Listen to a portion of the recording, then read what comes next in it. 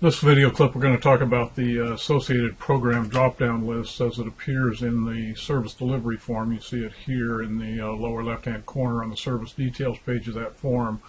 However, the same drop-down with all the same controls that we're going to talk about in a minute here also appears on numerous other CSST forms: housing counseling, homeless management, home energy assistance, weatherization, among several others. And it works exactly the same way in all of those forms as it does here. The associated program listing is simply a list of scheduled program instances from the program details page, which is the third page of the program's form. And you may recall, if you have looked at that form, that we have program names that are listed on the first two pages of that form that don't include anything in the way of dates, in other words, start or end dates, or location or provider information. Those four things, the start date, the end date, the location, and the provider, are added to the program name, and therefore you can have multiple instances of any one given program on that third page.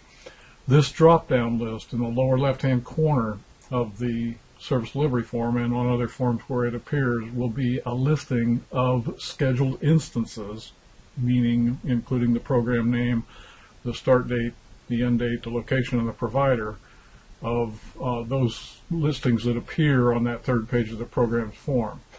If, when you click on the drop-down list and you see this, nothing selected, it means that a filter of one kind or another is applied to this list in this form, such that you're not seeing any of the listings that may appear on the third page of the program's form. Now, if there are no listings there, then you won't be able to get anything in these drop-down lists regardless.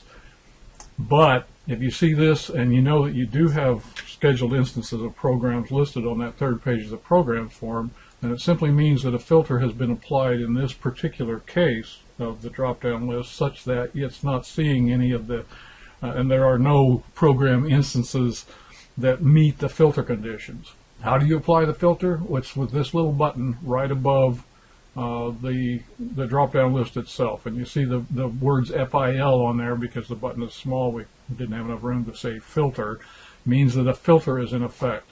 If you click that button, it will cycle through several other conditions. This one, 5 years, is actually the default out of the box for CSST. That default can be set to something else, as you will see here shortly. So if this is set to 5 years, it means that the start dates of those scheduled instances of programs going back 5 years will be included in the drop-down list. And if you now open up this list, you'll see that we have several selections that, obviously all of which are within the last 5 years. Clicking that button, it acts as a Rolodex in effect. Clicking it will toggle it to 2 years, then to all, and many of our CSST customers would want to use this all button simply to make sure that all scheduled instances of programs will then appear in this list, and you'll see that the list is now quite a bit more extensive. We can scroll up and down through it, and there's a lot of choices there because we're now seeing all scheduled instances in our sample data that we have for programs. And then back through filter. So with the filter applied, we don't see anything. With 5 years applied, we see a fairly limited list. With 2 years applied, we see an even more limited list. And finally, with all, then we see an unlimited list in the sense that there are no filter conditions applied at all. So if you're not seeing anything in that drop-down list, then you need to change the filter. Now that filter can be set for individual users. It can also be set as the default, which comes up for all users by the system administrator. So if you want, for example, let's say you wanted the default to be the 2-year selection, then set it to 2 years. And as a system administrator, assuming you're logged in with the global level 9 access, you can right-click the button and you will get this pop-up menu. And if you choose Set as Default at this point, then whatever the current setting is on that button will become the new default for all users. On the other hand, as an individual user, you can set your own filter if you choose to do so.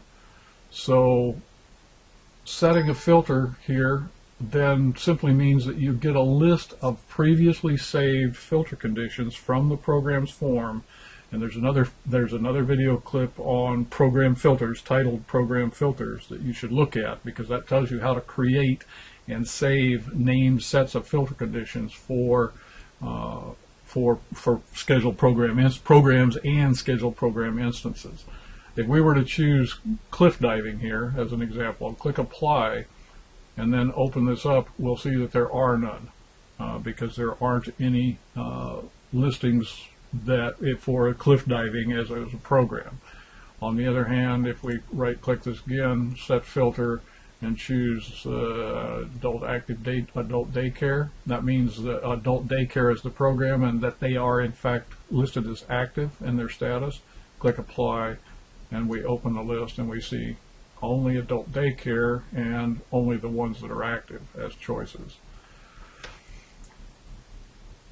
If I go to another record, another service delivery record, and I'm using this one as an example, you may see a situation like this where you've got the associated program dropdown is empty, but a program appears in the text box underneath that listing. That simply means that there is an associated program that has been selected in the past for this particular service delivery record, but it's not, that particular selection is not included in the current filter conditions for the drop-down list itself. So if you open this up, you will see choices there, but not the one that is actually selected for this service delivery record. So in order to get that to show up, if we set this to 2 years, 5 years, and then all, okay, so it didn't appear in either the 2-year or the 5-year filter conditions, but it does appear when the filter conditions are set to all. So now the associated program is showing up in the drop-down list, and the text box underneath goes away because it's unnecessary. It's superfluous at this point. Individual users can set their own filter conditions within the restriction that they have to have been previously saved named sets of filter conditions, and they can set their own default. So if you choose to use filter and you then go to the right click and set that as the default, then that becomes the default for you as a user. And when you reopen the service delivery form, that set of filter conditions will be automatically applied.